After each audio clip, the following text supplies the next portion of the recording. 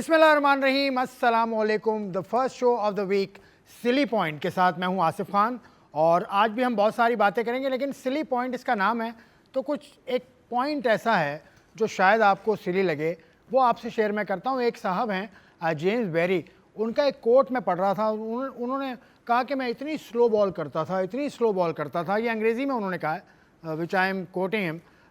इतनी slow ball में करता था कि अगर मुझे पसंद नहीं आती थी बॉल तो मैं भाग कर जाता था और विकेट के बीच में गेंद को रोककर वापस फेंक देता था।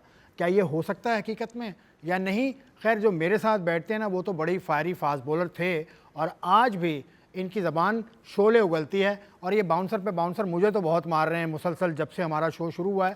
खैर, आज तनवीर साहब से आपकी तारुफ कराता हूँ और इनसे इस कोट को शेयर करता हूँ जल्दी से, उसके बाद फिर प्रोग्राम के सेगमेंट्स की तरफ आऊँगा। तनवीर साहब, अस्सलाम वालेकुम। वालेकुम अस्सलाम। ऐसा कोई बॉलर आपने देखा है जैसा जेम्स बेरी ने कहा कि मैं बॉल फेंकता हूँ और इतनी स्लो बॉल फेंकता हूँ कि अब मैं आ जाता हूँ, खुद ही पकड़ लेता हूँ गेंद को बीच में? यार, ऐसा तो नहीं देखा, लेकिन मजाक में हम बहुत दफ़ा अपने दोस्तों यारों को कहते थे कि यार बस कर दे, तेरी स्पीड है नहीं है, बातें इतनी करते हो, तुम खुद बॉल करो, तुम गेंद से पहले पहुंच जाओगे। तो हम इस तरह लड़कों के साथ कभी कभार मजाक करते थे। खैर, आई थिंक उन्होंने एक मजाक ही किया होगा, लेकिन ऐसा तो मेरे ख्याल में कभी नहीं होता। अच्छा लगा ना आपको उनका मजाक? अच्छा लगा, अच्छा मजाक। कुछ आपके चेहरे पे मुस्कुराहट तो आई? मेरे चेहरे पे मुस्कुराहट अल्लाह का शुक्र है पूरा दिन रहती चलें जी, है, लेकिन जब टीवी पे आता हूँ तो मुस्कुराहट खत्म हो जाती है। टीवी पर ये कुछ और पर्सनैलिटी होते हैं, आपने देखा भी है? हाँ, अभी कल ही रात को उनसे मिला हूँ, बहुत ही खुश गप्पियाँ लगा रहे थे। खैर, let's go to the first segment of the show, pitch side.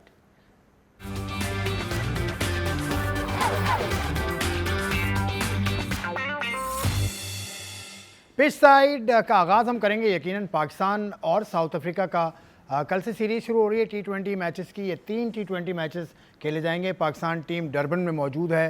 भरपूर प्रैक्टिस कल भी की पाकिस्तान ने, आज भी की, और पाकिस्तान के स्क्वाड में 3 जो चेहरे हैं वो आ चुके हैं। नसीम शाह वापस आए हैं, बाबर आजम वापस आए हैं और उनके अलावा शाहीन शाह अफरीदी वापस आए हैं। प्रैक्टिस की फुटेज आप देख ही रहे हैं। तो तनवीर साहब, आपको क्या लग रहा है, साउथ अफ्रीका की जो टीम है उसके अंदर भी काफ़ी लड़के उनके भी मिस हैं?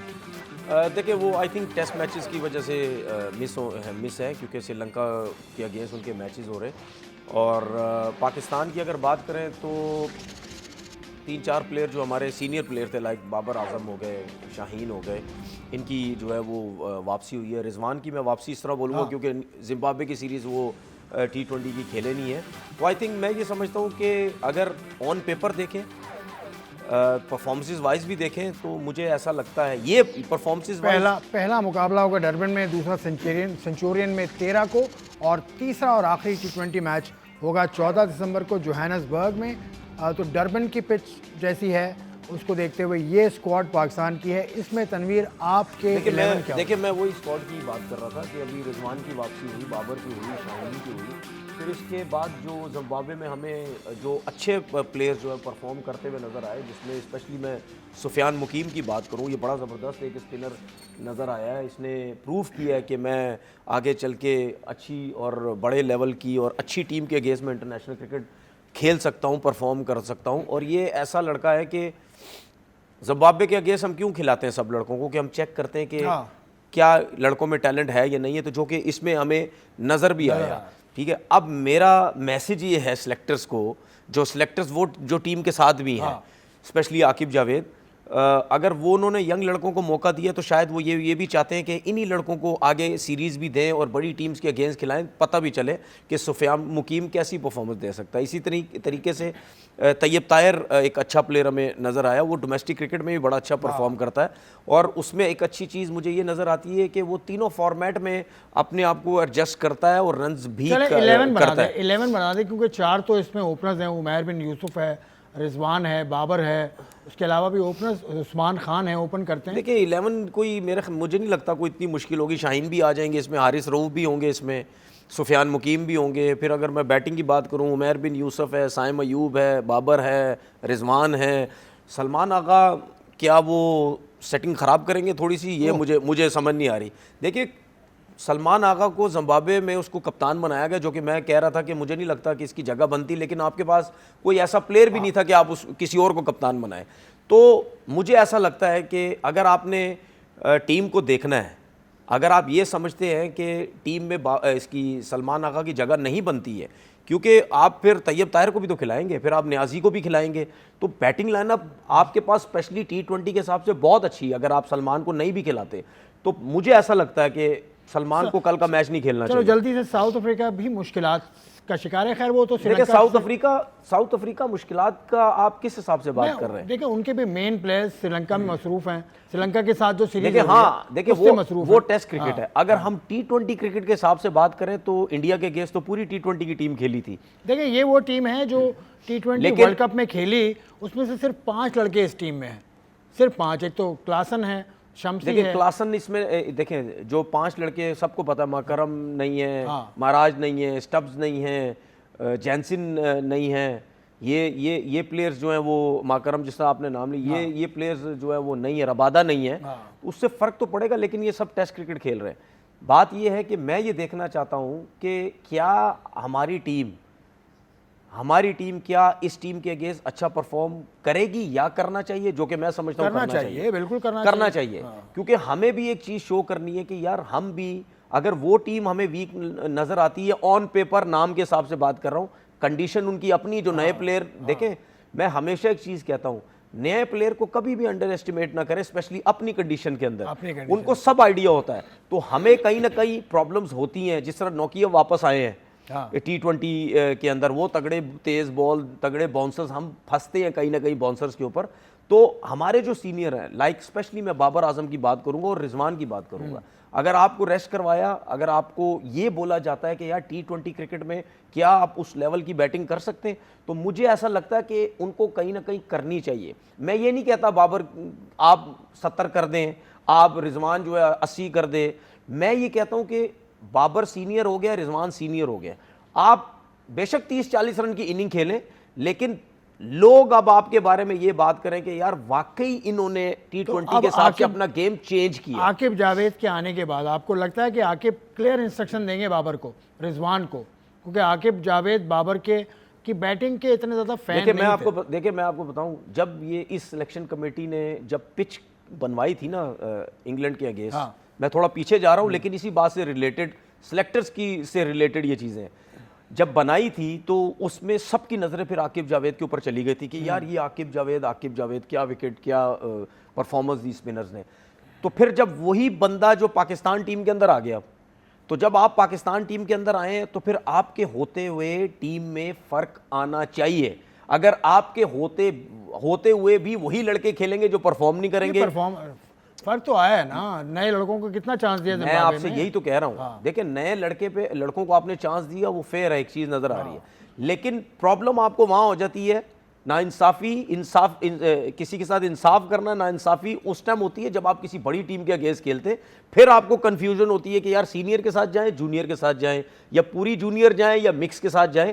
तो मेरा सिर्फ कहने का मतलब है कि अगर आकिब जावेद के ऊपर इतना लोग अब सोच रहे हैं कि यार इनके होते हुए टीम चेंज हो सकती है, तो फिर आपको ये भी फिर देखना है कि जो लड़का परफॉर्म करेगा उसको वो फिर टीम के साथ चलेगा, जो लड़का परफॉर्म नहीं करेगा वो टीम के साथ नहीं चलेगा। चलें आगे चलते हैं। चैंपियंस ट्रॉफी का बाजार गर्म है। चैंपियंस ट्रॉफी के जो मीडिया के जो देख रहे हैं, मीडिया जहां पर ये लाइव टेलीकास्ट होगा, उन्होंने भी आज प्रोमो जारी कर दिया चैंपियंस ट्रॉफी का। उन्होंने कहीं नहीं लिखा कि Pakistan will host this event, Pakistan इसका होस्ट है। 2021 में होस्टिंग पाकिस्तान को मिली थी, लेकिन इसी सिलसिले में पाकिस्तान क्रिकेट बोर्ड के चेयरमैन कल मुलाकात उन्होंने की वज़ीर आज़म पाकिस्तान शहबाज शरीफ साहब से। तो इस मुलाकात में क्या डिस्कस हुआ होगा? देखिए मैं ये समझता हूँ कि ये जो मीटिंग थी, इसमें जाहिर सी बात है चैंपियन ट्रॉफी के ऊपर बात हुई होगी, सारी मोहसिन नकवी साहब ने हर चीज़ डिस्कस की होगी वज़ीर आज़म साहब से, और मैं ये समझता हूँ कि ये मीटिंग बहुत ज़्यादा इम्पोर्टेंट थी। उसकी वजह ये है क्योंकि आईसीसी का ये शेड्यूल का फैसला, या आपकी बीसीसीआई की, आईसीसी की, या पाकिस्तान क्रिकेट बोर्ड की मीटिंग किसी टाइम भी हो सकती है और किसी टाइम भी फैसला हो सकता है। उस फैसले से पहले ये आपकी मीटिंग बहुत ज़्यादा ज़रूरी थी, और वज़ीर आज़म साहब से ये भी पूछना, ये उनकी वो जो मैसेज दे रहे थे वो भी ज़रूरी था कि अगर ऐसा हो तो आपने क्या करना है। फिलहाल उन्होंने मोहसिन नकवी साहब को यही बोला कि आप बड़ा ज़बरदस्त जो है वो काम कर रहे हैं। भाई इंडिया को भी तो यही कहा गया है कि अपने प्राइम मिनिस्टर से पूछें, हुकूमत से पूछें। नहीं इंडिया, लेकिन वहां से ऐसी कोई बात नहीं है। देखिए मेरी बात सुने, हम लोग दिल जिगरे वाले लोग हैं, हम पॉजिटिव चीज़ों को सोचते हैं, हम ये नहीं सोचते। उनकी तरफ से तो हमें पता क्या आना है कि नहीं जी हमने पाकिस्तान में क्रिकेट नहीं खेलनी, लेकिन हमारी तरफ से ये नहीं हो रहा कि इंडिया में आपने क्रिकेट नहीं खेलनी।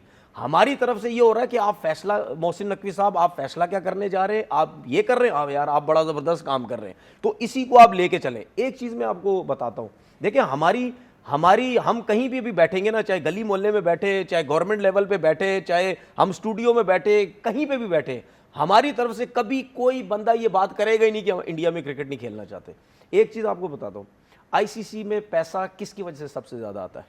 इंडिया पाकिस्तान की वजह से नहीं, मैचेस की वजह से। इंडिया मैं ये मैच देखो नहीं, मैं मैचेस को हटा के भी बात तो कर रहा और हूं। कहां से आप कमाता है? देखो आप आईसीसी की बात कर रहे हैं ना, इवेंट की, उसके अलावा भी चाहे चलो इवेंट भी डाल रही है, वैसे भी स्पॉन्सर किसके सबसे ज्यादा है? इंडिया के।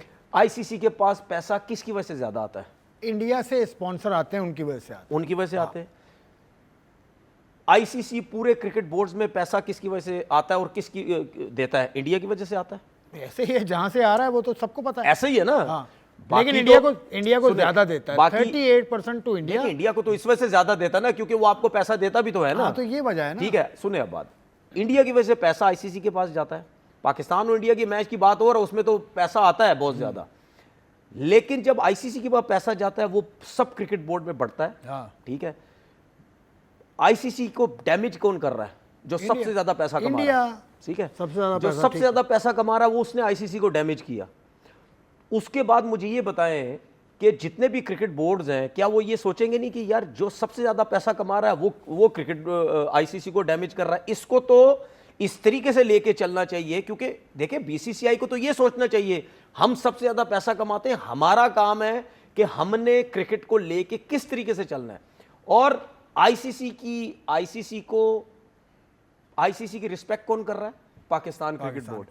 पाकिस्तान क्रिकेट बोर्ड जो फाइट कर रहा है ना, इसकी वजह से आईसीसी का भी इमेज बढ़ रहा है। मतलब जिसको इमेज बनाना चाहिए वो डैमेज कर रहा है। ठीक है, जिसको नहीं इतना ज्यादा वो करना चाहिए, वो क्रिकेट बोर्ड सारे मिलके, पाकिस्तान क्रिकेट बोर्ड या दूसरे हों, वो सारे मिलके आईसीसी की इमेज बना रहे।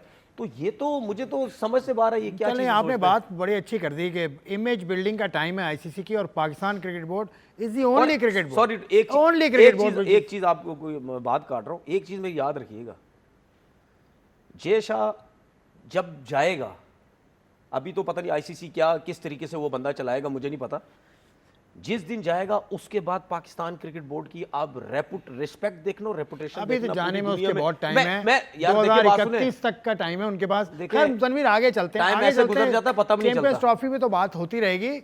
अब आगे चलते हैं, अंडर 19 एशिया कप का कल फाइनल हुआ और बांग्लादेश ने इंडिया को हरा दिया 59 रन से।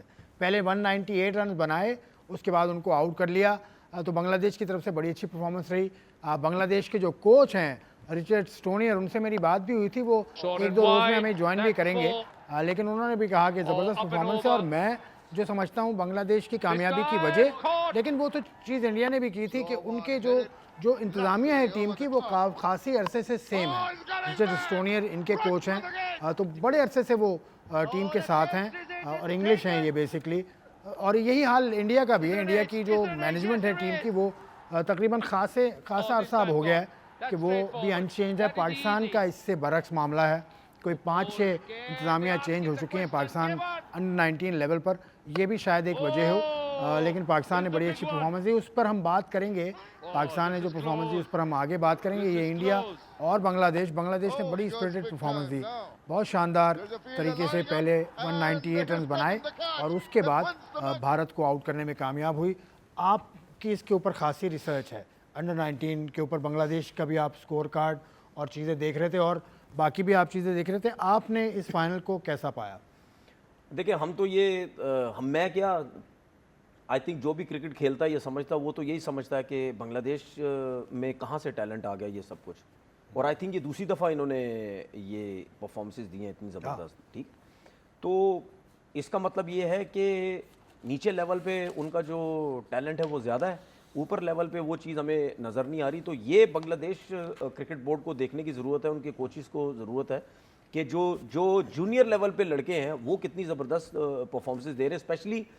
स्पेशली आपको देखें, हमेशा आप याद रखिएगा कि जब आप इतनी एक्स्ट्राऑर्डिनरी परफॉर्मेंसेस देते हैं तो कोई ना कोई ऐसे प्लेयर होते हैं जिनकी वजह से आप परफॉर्मेंसेस देते हैं। इनके जो दो फास्ट बॉलर थे, आई थिंक इकबाल हुसैन और फहद, इन दोनों ने तकरीबन 25 आउट किए, एक ने 12 आउट किए, एक ने 12 आउट किए, एक ने 13 और टॉप रैंकिंग पे दोनों। तो उससे आप अंदाजा लगा सकते हैं। और इन दोनों फास्ट बॉलर को की एक चीज मैंने बहुत अच्छी देखी, जो हमेशा आप अंडर 19 के फास्ट बॉलर्स को देखते हैं, उसके बाद उनके एक्शन पे, उनकी चीज़ों पे काम करना, वो प्रोसेस चलता रहता है। लेकिन जब इतनी कम एज का लड़का होता है, उसकी सबसे पहली चीज़ आप देखते हैं कि क्या इसकी पेस है, अगर है तो क्या ये उस लाइन और लेंथ पे बॉल कर रहा है या नहीं कर रहा, जो कि ये दोनों फास्ट बॉलर मुझे नजर आए। अच्छा। आप इन दोनों की फास्ट बॉलिंग देखिएगा, ये विद इन स्टंप इन्होंने बॉलिंग की है और कंसिस्टेंट बेस पे की है।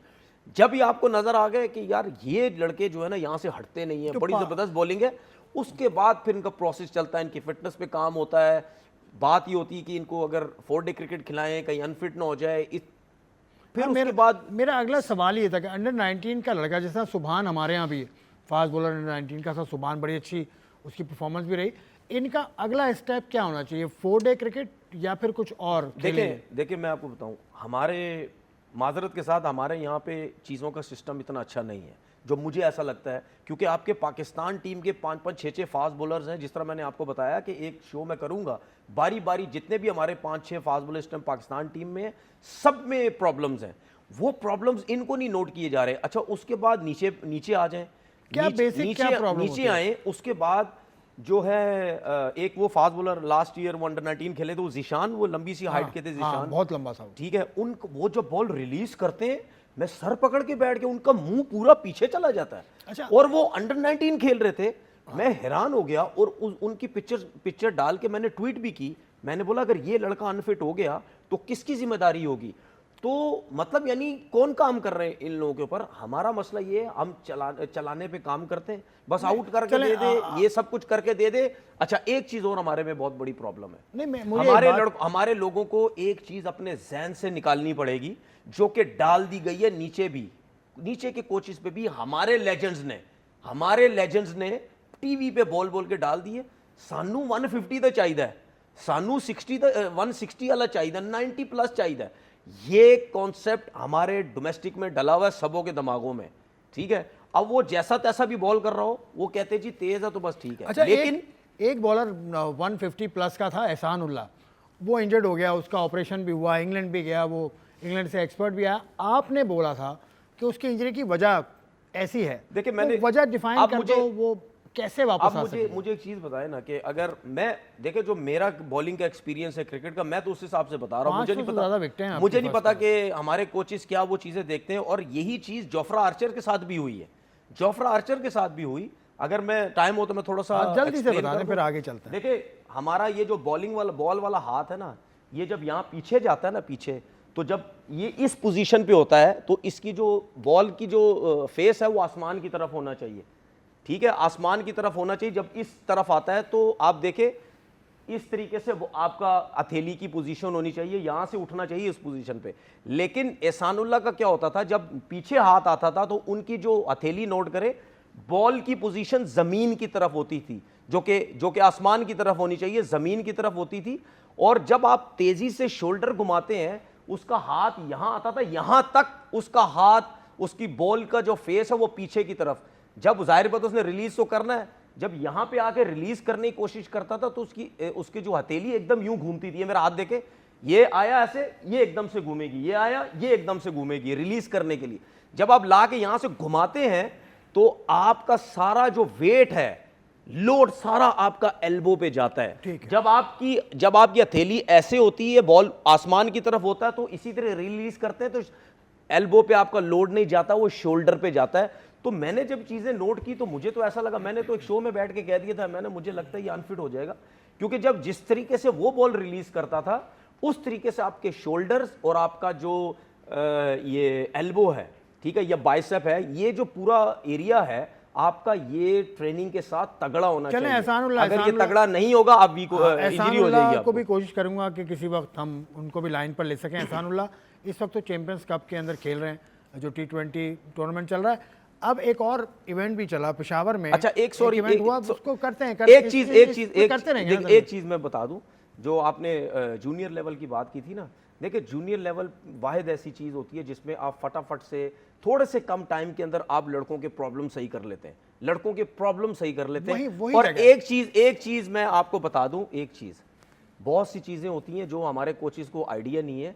जो आपका नीचे का जो लोअर पोर्शन होता है ना, ये इसको मत छेड़ा करें, ये नेचुरल होता है, इसको मत छेड़ा चलो करें। ठीक है, आपकी हमेशा बॉलर देखें, का काम ऊपर से होता है। ये ऊपर से होता बॉलिंग बॉलर है ना, ये बेसिकली इज अ बॉलर जिसकी 500 प्लस फर्स्ट क्लास विकेट्स हैं, जिसने 5 टेस्ट मैचेस भी खेले हैं और पहले टेस्ट में तो 6 विकेटें भी इन्होंने ली थी साउथ अफ्रीका के खिलाफ। तो बॉलिंग पर ये बोलना शुरू करेंगे तो ये रुकेंगे नहीं, लेकिन मुझे रुकना है, मुझे आगे जाना है, पेशावर जाना है। पेशावर ज़ल्मी ने पहला विमेन लीग कराई, पहली विमेन लीग जो पेशावर ने जीत ली हज़ारा को हराकर। तो ये बड़ा इवेंट है, बड़ा अच्छा इवेंट ये पेशावर ज़ल्मी विमेन लीग का हुआ। Peshawar Zalmi women league Peshawar stars ने जीत ली। फाइनल में हज़ारा रीजन्स को 7 विकेटों से शिकस्त देकर चैंपियनशिप हासिल करने का एजाज़ हासिल किया। फाइनल में हज़ारा रीजन्स ने पहले खेलते हुए मुकर्ररा ओवर्स में 8 विकेटों पर 50 रन बनाए। राइमा 17 रन के साथ नुमायाज बैटर रहीं। पेशावर की जानिब से फातिमा ने 3, समिया ने 2, ज़ेबुन्निसा और मारिया ने एक विकेट हासिल की। जवाब में पेशावर की टीम ने 3 विकेटों के नुकसान पर मतलूबा स्कोर पूरा किया। पेशावर की जानिब से फातिमा ने 21 रन बनाए, जबकि हज़ारा की जानिब से मुक़द्दस ने 2 विकेटें हासिल की। अलीना शाह को शानदार कारकर्दगी पर बेहतरीन बैटर का एजाज़ दिया गया। और भी एजाज़ात दिए गए। ये इवेंट था जो पेशावर ज़ल्मी फाउंडेशन और HEC हायर एजुकेशन कमीशन ने मुश्तरका तौर पर ये इवेंट सजाया था। तो well done to Peshawar Zalmi. अब लेते हैं एक ब्रेक और ब्रेक के बाद मज़ीद बातें होंगी।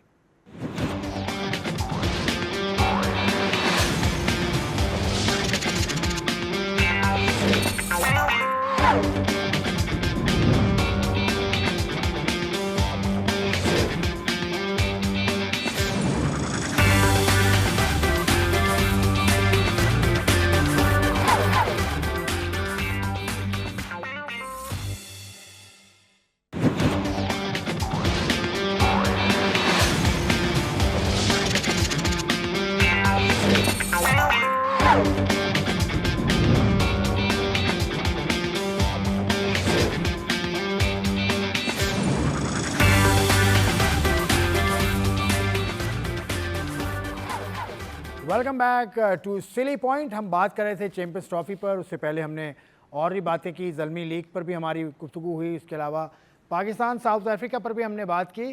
अब चलेंगे दूसरे सेगमेंट की जानिब, the issue of the day.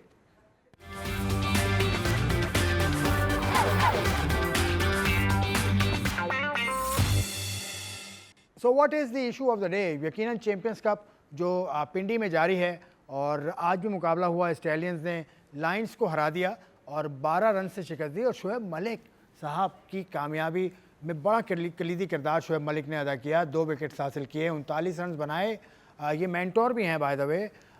Shoaib Malik खेल रहे हैं, इसकी फुटेज आप देखिए, उसके बाद तनवीर साहब के हवाले।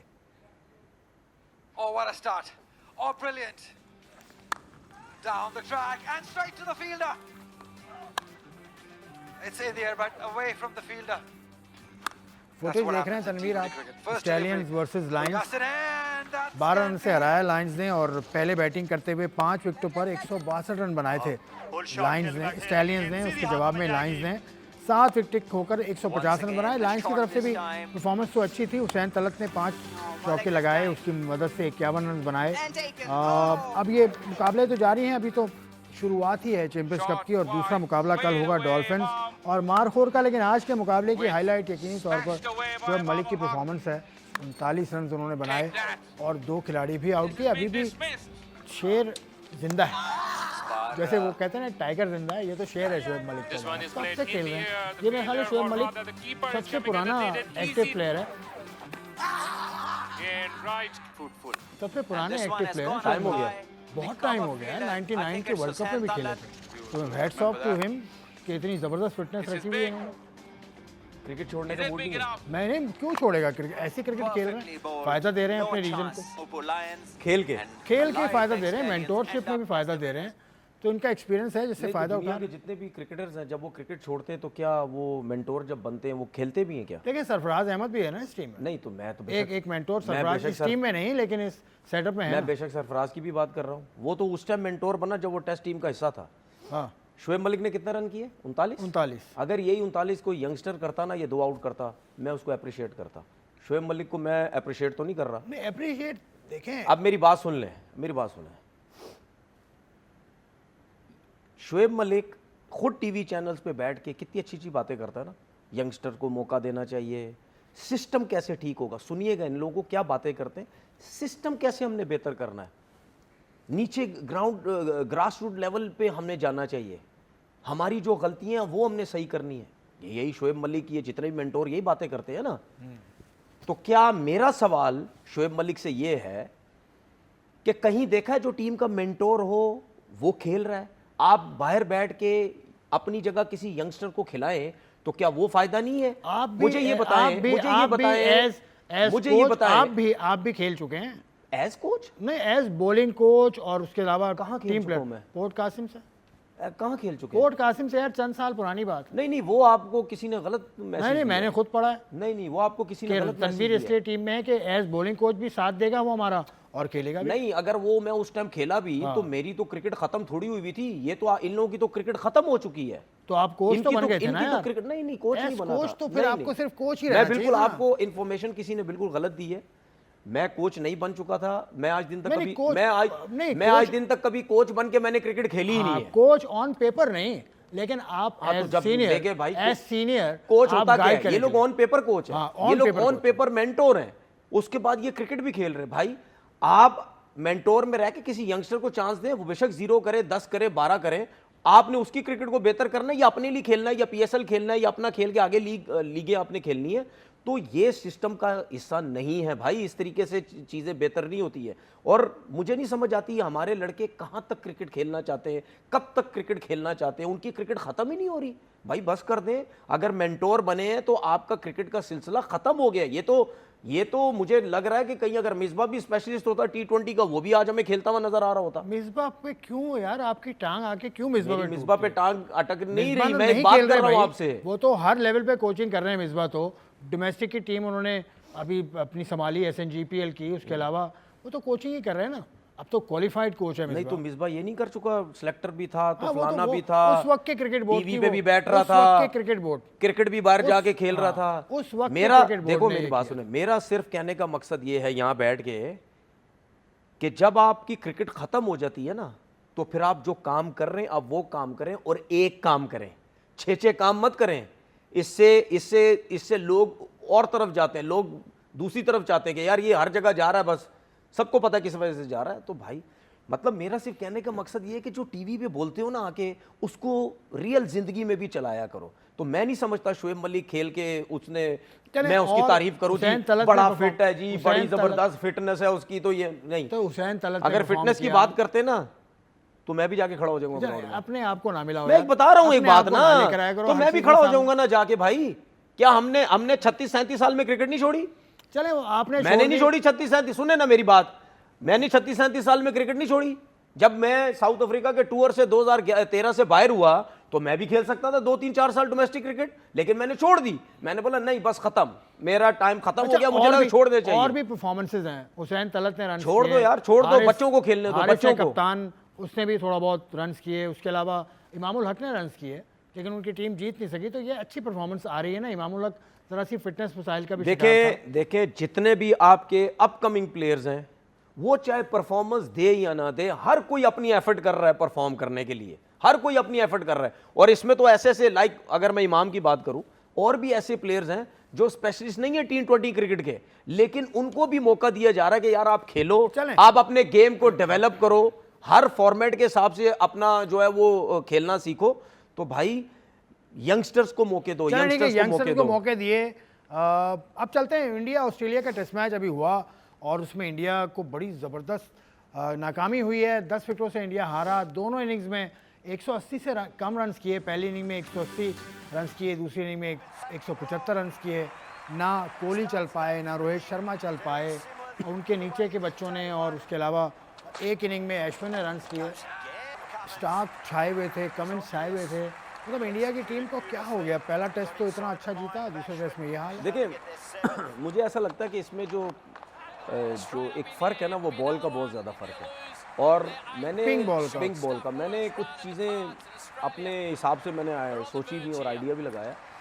स्पेशली अगर आप पिंक बॉल से खेलने की कोशिश करते हैं ना, तो ज़्यादातर कोशिश बैटिंग लाइनअप की ये होती है।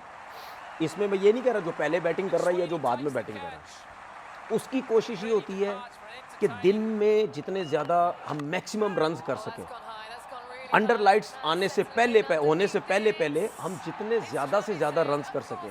क्योंकि शायद आइडिया होगा दोनों टीम्स को कि हम जो हैं, स्पेशली जो बाहर की टीम है, हम अगर हमने जब दिन में नेचुरल जो रोशनी होती है उसमें अगर हमने ज़्यादा रन्स कर लिए, तो शायद अगर हम अंडर लाइट्स भी आउट होते हैं तो हम उन रन्स को कवर कर लेंगे। अगर हम उस शुरू में रन्स नहीं कर सके तो अंडर लाइट्स हमें प्रॉब्लम हो जाएगी, क्योंकि बॉल का बहुत ज़्यादा जो है वो फ़र्क है। देखिए, जो टेस्ट क्रिकेट होती है वो सारी वो सारी दिन में होती है। रेड बॉल से क्रिकेट नेचुरल आपकी रोशनी में होती है, और वो जो नेचुरल रोशनी होती है, आप यहाँ खड़े हुए या किसी और मोहल्ले में खड़े हुए या किसी और जगह पे खड़े हुए, वो आपको एक ही जैसी लगेगी। उसमें कोई फ़र्क आपको नज़र नहीं आता। जो सूरज की जो है वो रोशनी होती है, वो चारों तरफ एक ही जैसी, ज़मीन तक चारों तरफ एक जैसी आ रही होती है। लेकिन अब आप उसमें देखें, जब बैड लाइट होने लगती है तो मैच खत्म हो जाता है ना, क्योंकि आपको रेड बॉल नज़र नहीं आ रहा होता, वो नेचुरल रोशनी खत्म हो जाती है। इसी तरीके से जब आप अंडर लाइट आते हैं, स्पेशली अगर मैं वाइट बॉल की बात भी करूं, वनडे क्रिकेट की भी, आपने हमेशा देखा होगा कि ज़्यादातर टीम्स टॉस जीत के पहले बैटिंग करती हैं। वो कहती हैं कि यार नेचुरल रोशनी के अंदर ना बॉल ने स्विंग होना है, और जो पिच है उसका वही कलर नज़र आएगा बैट्समैन को जब बैटिंग कर रहा होता है। नेचुरल, हर चीज़ आपको नेचुरल नज़र आ रही होती है। तो जब दूसरी टीम बैटिंग करती है लाइट्स के अंदर, उसको प्रॉब्लम होती है। कभी कभी ऐसा लगता है बॉल स्किट हो रहा है, उनको नज़र नहीं आ रहा, स्विंग सीम ज़्यादा हो रहा है, क्योंकि नेचुरल रोशनी के अंदर बॉल इतना स्विंग नहीं होता। मैं उस तरफ आ रहा हूं, तो उसमें बॉल स्विंग नहीं होता। जब वाइट बॉल, जब अंडर लाइट्स आती तो प्रॉब्लम होती। इसी तरीके से जब आप लाइट्स में आते हैं ना पिंक बॉल से, तो पिंक बॉल, अब जो टावर्स लगे हुए हैं, अब इनकी आपने रोशनी देखी होगी, वो पूरे ग्राउंड में यूं नहीं जाती, वो यूं आती है, इस तरीके से आती है। वो इस तरह आती है कि जो सेंटर का एरिया है ना, वो मैक्सिमम जितना ज्यादा आप कवर कर सके। बाहर बाउंड्री पे तो आपको बॉल नजर आता है, लेकिन जो स्क्वायर वाला हिस्सा होता है ना, वो ज्यादा हो, क्योंकि बॉल जो है वो क्लियर नजर आए। लेकिन उसमें प्रॉब्लम ये होती है, अंडर लाइट, जब लाइट्स आती हैं वो सीधा बॉल के ऊपर भी जाती हैं। आप जो बॉलर्स ने कपड़े पहने होते हैं उस पे भी जाती है वो लाइट, आपको लगती है ना जाके।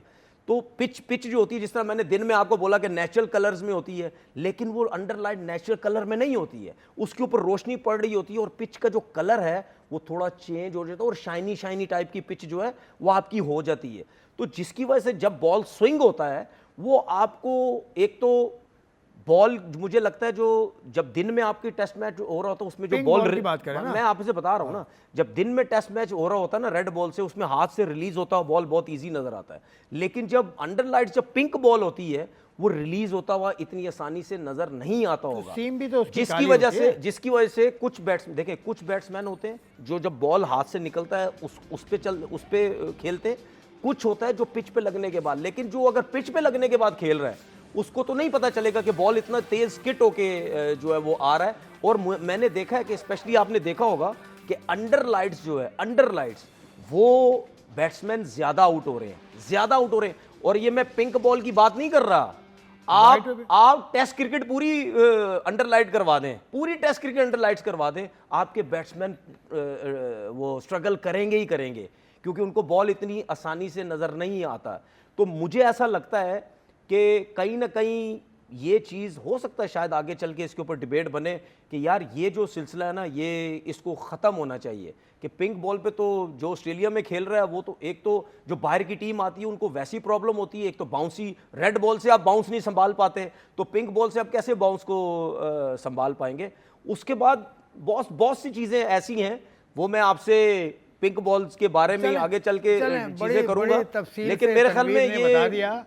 पिंक बॉल पर एक रिसर्च हुई थी 2016 में ब्रिस्बेन गाबा में, और प्रोफेसर्स थे, उन्होंने रिसर्च की थी, और तीनों टाइप, तीनों जो कलर की बॉल्स हैं उन तीनों को इस्तेमाल किया था, और जो वक्त रखा था वो सनसेट से कोई आधा घंटा पहले और उसके बाद 6:20 उस रिसर्च के अंदर टाइम लिखा हुआ है।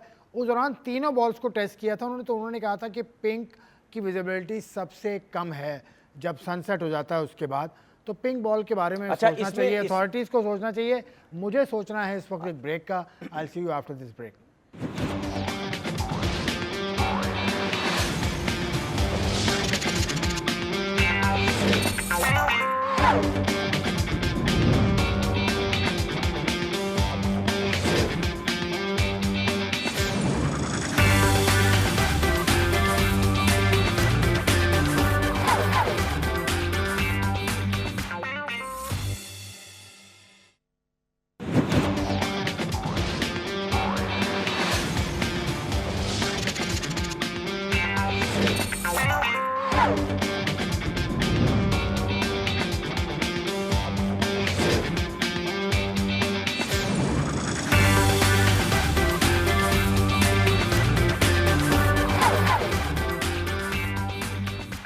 Welcome back to sleep point. हम बात कर रहे थे जाते जाते इंडिया ऑस्ट्रेलिया टेस्ट मैच की, और उसमें जो फसाद की जड़ है वो तनवीर के मुताबिक पिंक बॉल है। ये मुझे समझते हैं फसाद की जड़, क्योंकि मैं भी आज पिंक शर्ट पहने हूँ। ये आपने फसाद की जड़ मुझे कह दिया, जो खेल रहे हैं वो तो पता नहीं क्या क्या बोल रहे होंगे कि यार पिंक बॉल के आगे फंसा दिया हमें।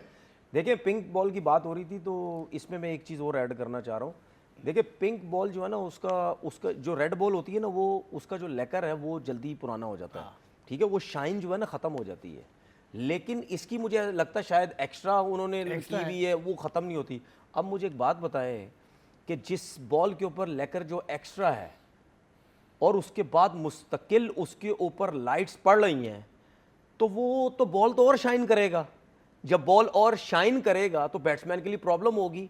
वो उस टाइम तक उसकी प्रॉब्लम कम नहीं होगी जब तक वो लेकर पुराना नहीं होगा। पुराना होता जाएगा तो उसके ऊपर शाइन कम फील होगी ना बॉल के ऊपर।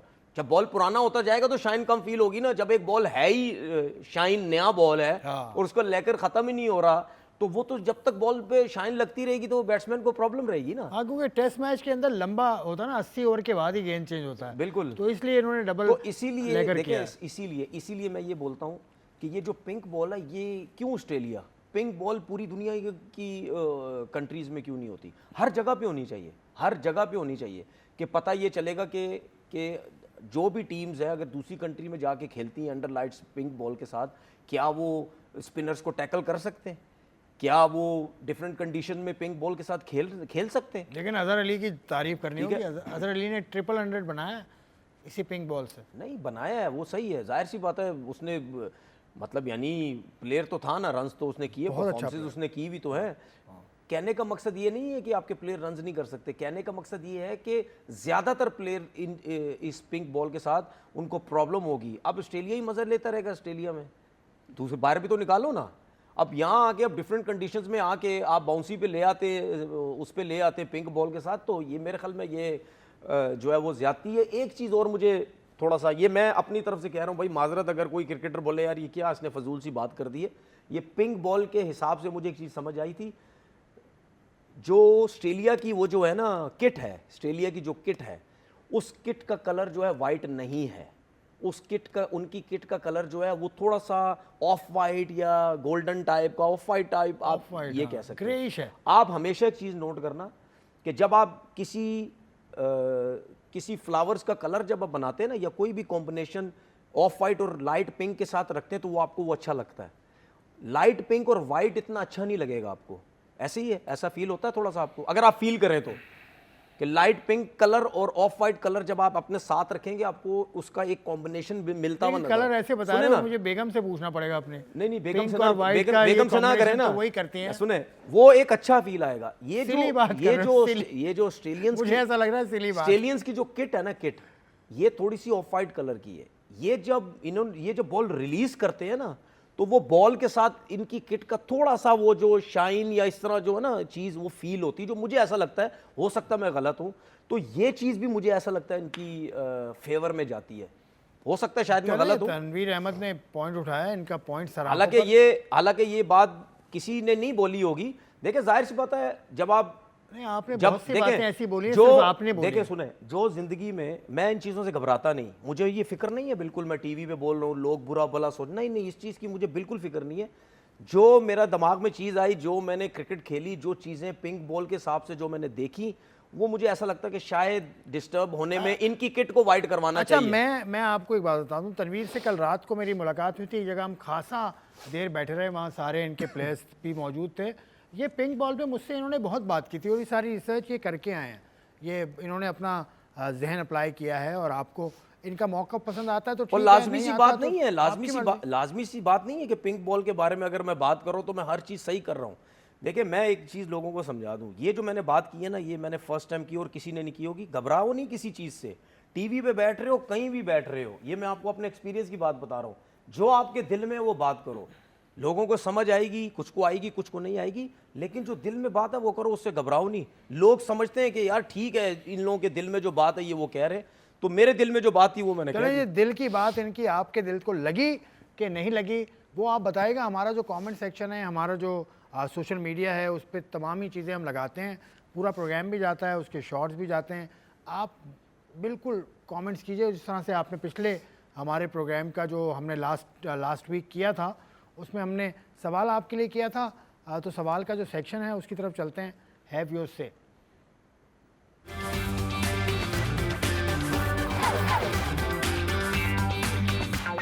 तो हैव योर से हमने सवाल आपकी तरफ फेंका था और आपने अपनी आरा रखी। सवाल हमारा ये था कि पहला चैंपियंस ट्रॉफी जो हुआ था उसका विनर कौन था। फर्स्ट चैंपियंस ट्रॉफी किसने जीती थी? Who was the winner of the inaugural edition of the champions trophy cricket tournament, जिसका कि अब एडिशन होने वाला है अगले साल। पाकिस्तान उसकी मेज़बानी करेगा, लेकिन जो पहला एडिशन हुआ था उसको किसने जीता था? तो उसका जवाब है लाड़काना से हमें वहाब ने दिया इसका जवाब। बेहतरीन जवाब जी। इस जीतने वाली टीम आपकी स्क्रीन पे आई चाहती है। लाड़काना के विनर तो हैं, लेकिन चैंपियंस ट्रॉफी जीतने वाली टीम का नाम है साउथ अफ्रीका। साउथ अफ्रीका ने जीता क्वेश्चन। तो ये सवाल जो हमने किया था इनॉग्रल चैंपियंस ट्रॉफी के हवाले से, उसके ये विनर का नाम है वहाब साहब है लाड़काना से। तो वहाब साहब को मुबारक हो जी। वहाब साहब से हम आगे कुछ सिलसिला बनाएंगे तो आपको बताएंगे। अब आज का सवाल है कि जी किसने स्कोर की थी ओनली सेंचुरी जो वर्ल्ड कप जो चैंपियंस ट्रॉफी के फाइनल में हुई थी। पहले फाइनल की बात हो रही है। चैंपियंस ट्रॉफी के पहले फाइनल में सेंचुरी बनाने वाले खिलाड़ी का नाम आपने बताना है। चैंपियंस ट्रॉफी का पहला विनर तो बता दिया साउथ अफ्रीका, लेकिन उस मैच में एक सेंचुरी भी बनी थी। उस खिलाड़ी का नाम बताइए और हमारे तीनों सोशल मीडिया हैंडल्स पर आप इसका जवाब दे सकते हैं। पीटीवी स्पोर्ट्स पर, पीटीवी ट्विटर हैंडल है, एक्स हैंडल है PTV sports, PTV sports official is the Facebook handle, and on Instagram we are available on PTV sports only. तो ये सिलसिला हमने शुरू किया है to engage you as well, कि हमारे प्रोग्राम में आप बताइए हमारे साथ क्या इसमें बेहतर भी हम क्या कर सकते हैं, वो भी आप बता दीजिए। क्या आप सवाल पूछना चाहते हैं वो भी बता दीजिए, लेकिन इस सवाल का जवाब ज़रूर दीजिएगा कि कौन वो खिलाड़ी था जिसने पहले चैंपियंस ट्रॉफी फाइनल में सेंचुरी स्कोर की थी। प्रोग्राम का इख्तिताम करने से पहले तनवीर साहब का शुक्रिया अदा करूँगा। आज तो बहुत ही तफसील से आपने बात की बहुत सारे मौज़ूआत पर, तो तनवीर साहब बहुत बहुत शुक्रिया। आपका देखने का शुक्रिया। अपने सोशल मीडिया पे एंगेजमेंट को हमारे साथ आप बना के रखिए। हमें कमेंट्स करके बताइए कि हम क्या इसमें बेहतर करें प्रोग्राम में, क्या आपको अच्छा लगा, क्या आपको ज़रा सा बुरा लगा। तो मैं इजाज़त चाहूँगा, अगले प्रोग्राम तक इजाज़त दीजिए। खुदा हाफ़िज़।